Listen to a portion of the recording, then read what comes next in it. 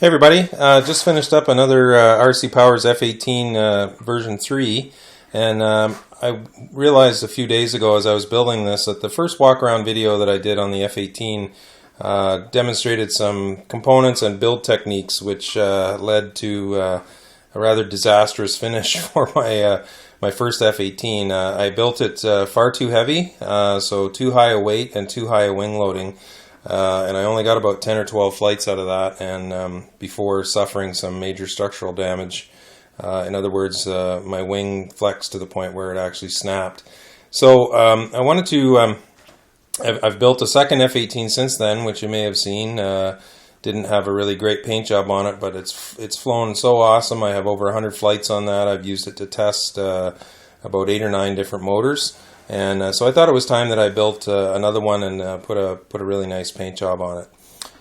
So the F18 is the RC Powers V3 Smart plane. It's actually a very straightforward build, one of the nicest and easiest park jets that I've ever built. Essentially, it just has a small number of components. You've got, starting from the ground up, you've got a bulkhead and nose former inside here. This nose and fuselage piece it's score and fold, and then it sort of folds up into I guess kind of a square, roundish square tube to form that part.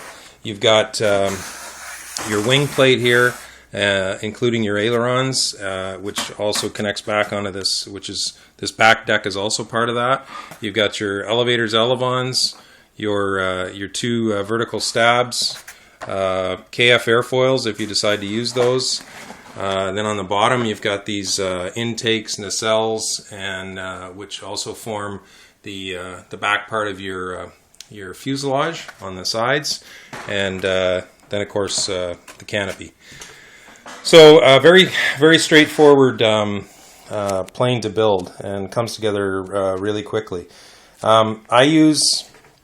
I've built a few planes now. If you're just building, one thing about this plane that I will say compared to the other version 3s that I've built, this is the most weight sensitive plane towards the higher end. Meaning the heavier you get, the higher the wing loading, and the worse the performance of the plane. And if you get to the exceptional high weights like I did, you could end up watching your plane come apart on you in midair. So if you haven't built this plane before, this plane with a 2200 milliamp battery, I'm at about 610 grams, 21.5 ounces, which I found for me after testing my other plane is an awesome weight. I love how the plane handles at this weight. It's very smooth, very stable in high alpha, and it's slow flying. Not the fastest plane, but if you want a fast plane, you're probably better off to build the MiG-29 V3. It still does excellent aerobatics and stunts, and good punch out and acceleration if you put the right power plant in it at that weight. Handles the wind just great. So if you build it up, my first one I built up in the 24 to 25 ounce range.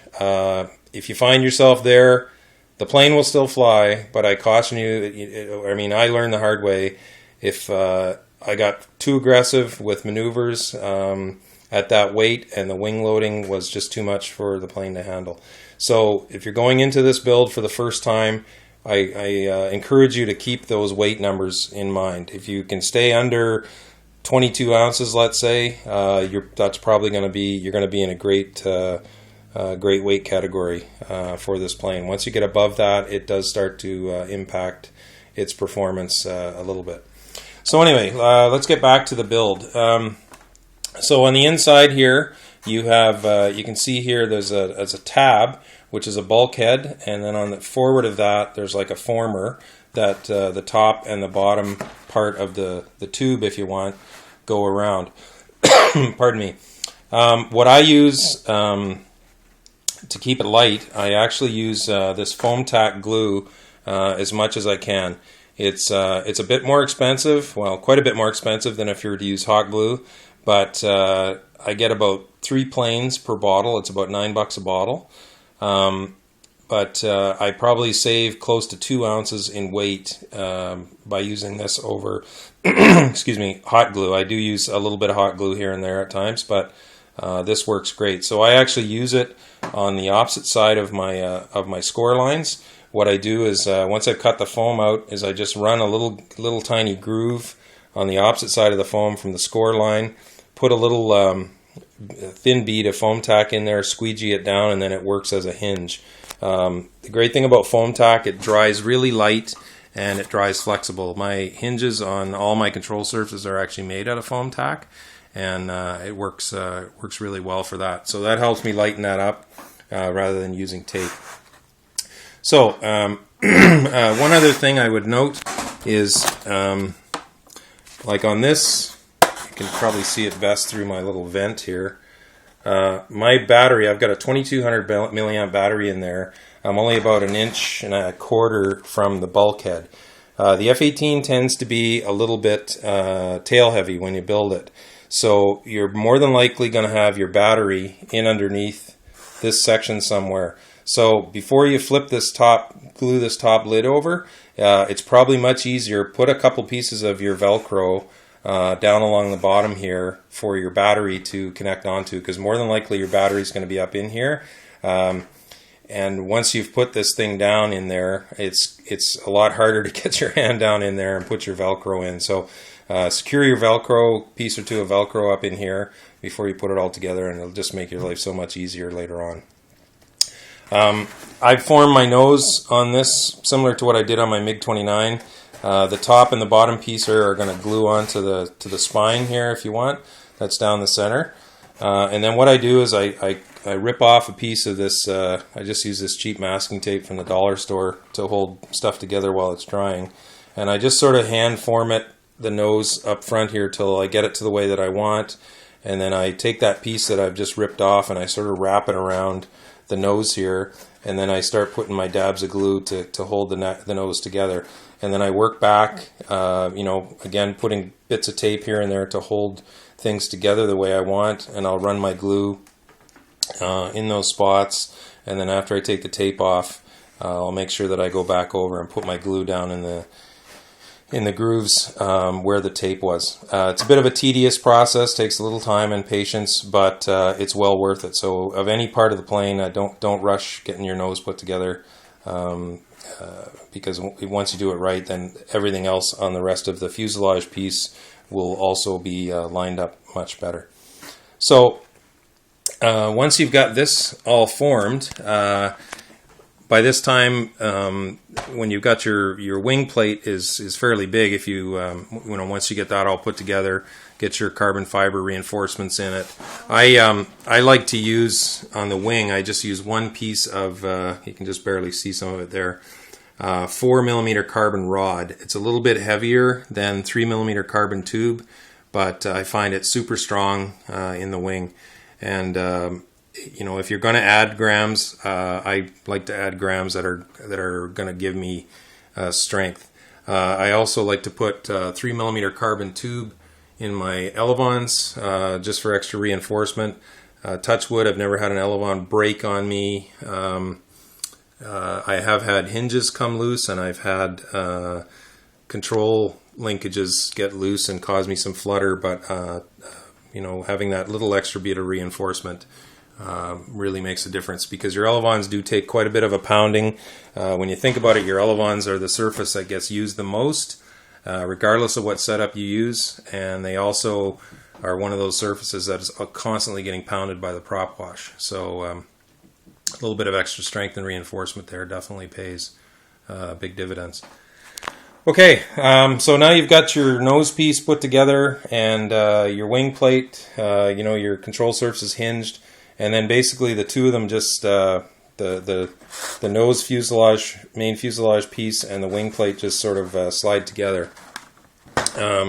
This section down here, down the middle, will just be sort of sitting there free until you put these two nacelles on. There's a tab on either side here that goes into this side piece. I think on the plans it shows there's actually a solid line right here. You don't want to cut that. You don't even need to score that.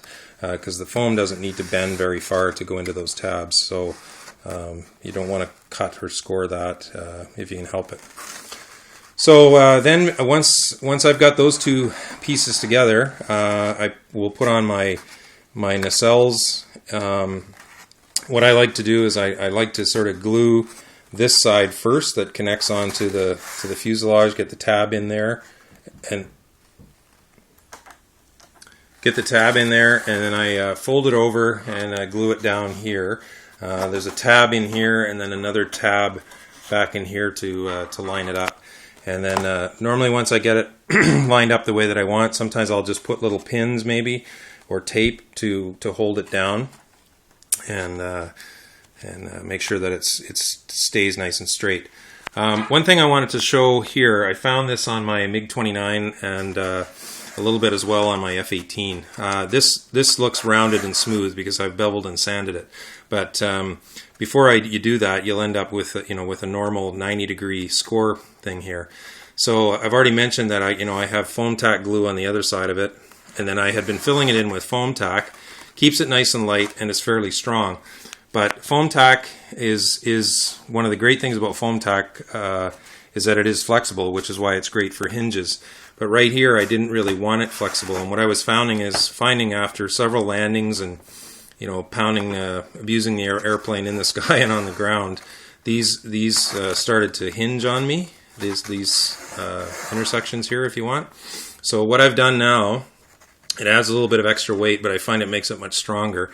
So I just take a bead of hot glue and I run a bead of hot glue down in this groove, and then I take a piece of scrap foam and just squeegee it down in there as deep as I can, and then squeegee off as much of the excess, or the excess I should say, and it makes it a lot stronger. I also did the same here on this groove. This is a score and fold tab on the bottom of the vertical stabilizer, so I put some hot glue in there as well, just to give that a nice solid strong foundation. So again, might add a little bit of weight, but for me I find it just gives me that really good strength.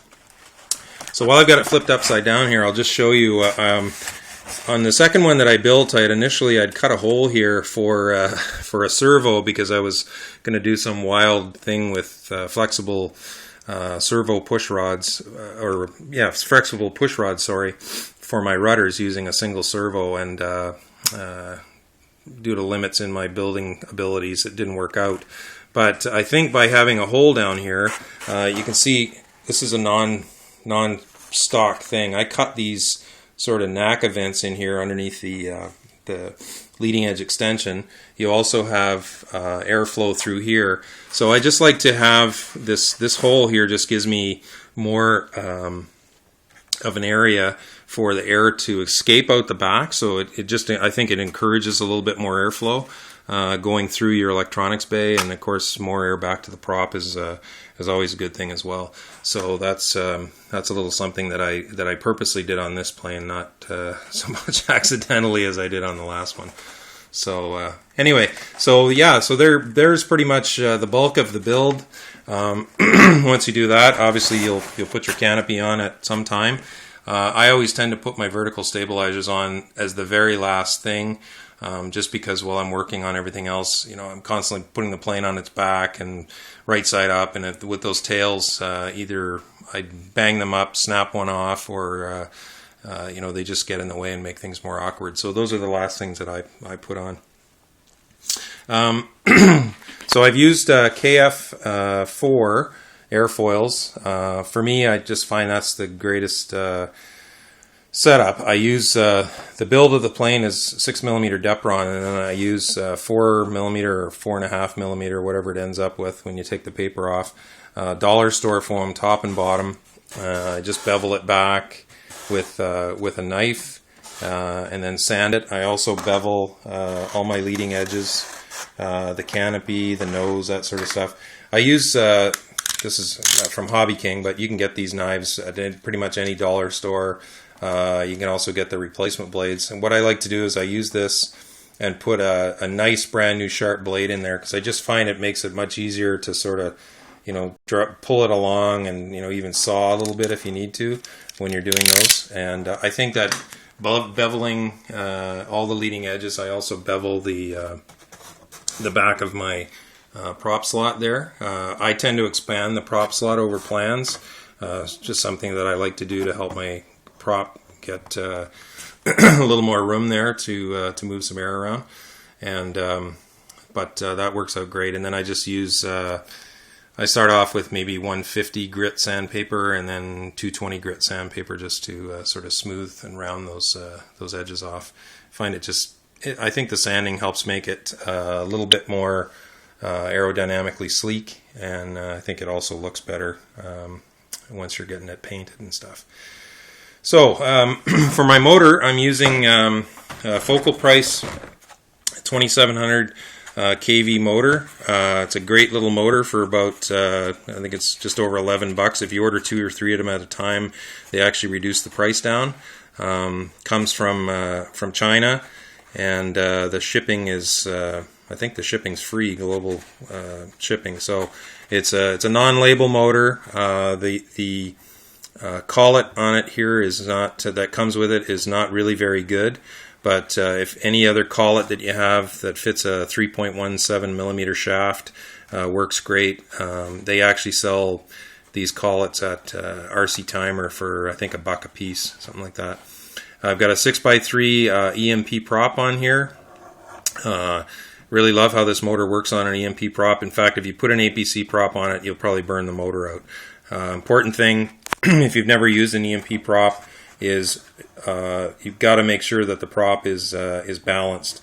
When I was testing this motor on my other F18, I put a prop on it by mistake that wasn't balanced, and the vibration actually shook my motor mount, cracked the glue joint on my motor mount. So very, very important to get the max performance and efficiency out of an EMP prop.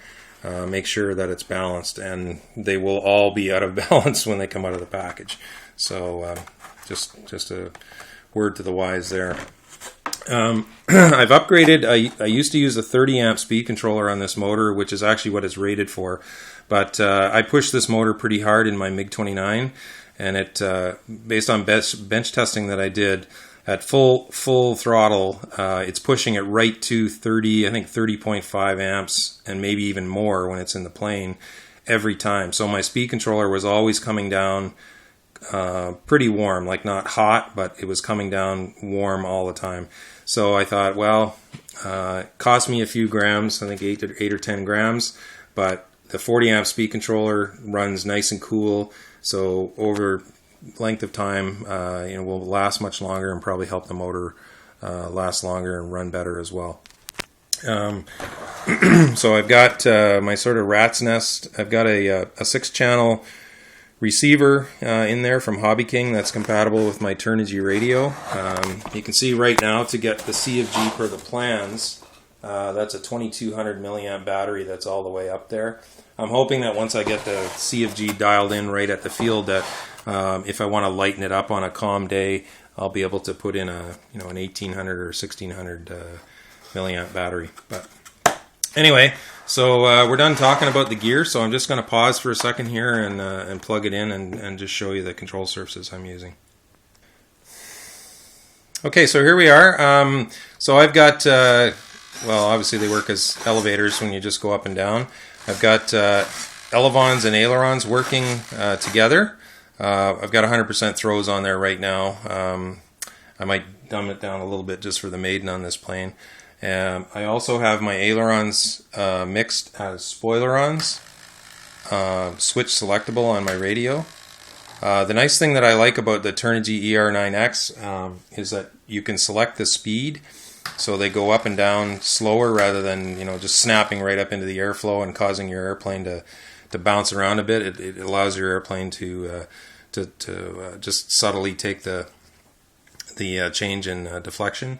And then I have full rudders here.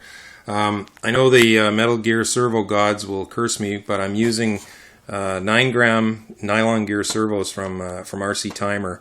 I love these servos. They're really quite quiet compared to some other 9-gram plastic servos that I've used. They have a longer arm, so they have an extra hole out here, so it gives me just a tiny bit more throw, I think, so I've got tons of rudder authority there. I did make my rudders a little bit bigger than stock. I didn't extend them back any, or maybe I did, maybe about 1/4 of an inch back, but I extended the hinge line forward probably by half to about 5/8 of an inch. So it gives me lots of rudder surface, which is great if you're doing a lot of slow flying or high alpha, which this plane is awesome for doing high alpha. It's great to have that rudder authority. So I'm just going to pause again here and disconnect my battery so I don't have any bench mishaps. All right, folks, so there's the RC Powers F18 version 3, lighter weight build than my initial one. I'm at a great weight here for the way that I like the plane to perform anyway.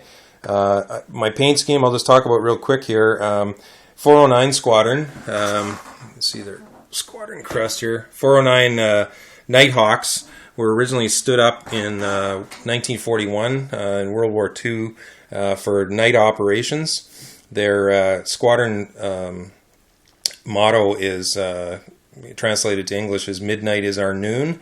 So I went with sort of a sky blue and black, sort of a day-night paint scheme here, which I think turned out pretty nice and should give me a great contrast to keep track of it in the sky. So they were also, 409 was also here at Comox, where I live now, retired from the military, flying the old 101 Voodoo at the time. So there it is. So if I can give you any takeaway on this plane, if you want it to perform really, really well, is go into your build with a plan not to get heavy. Try and keep it, if you can, I think 22 ounces, let's pick that as a good number. If you can stay below 22 ounces, the plane is going to perform just awesome. Once you start getting above that and then up into 24, 25 ounce range, the plane will still fly, but you sacrifice a lot of the aerobatics and stunts that you can do with this plane by getting up that high, because your wing loading is going to be too high. Your wing is going to probably flex on you, and the plane is just not going to perform, I'm sure, the way that you would want it to. So very weight sensitive plane when you get up into the high end, so please, I encourage you just to keep that in mind as you go into your build. If you have any questions about my build or my techniques, please post your questions or comments on the YouTube channel down below, or if you're a member at the RC Powers website, you can shoot me a PM or just get in touch with me through the RC Powers F18 V3 thread, and I'll do what I can to try and answer your questions about any of the techniques that I used on this plane. So there we go. Thanks very much for watching, and take care.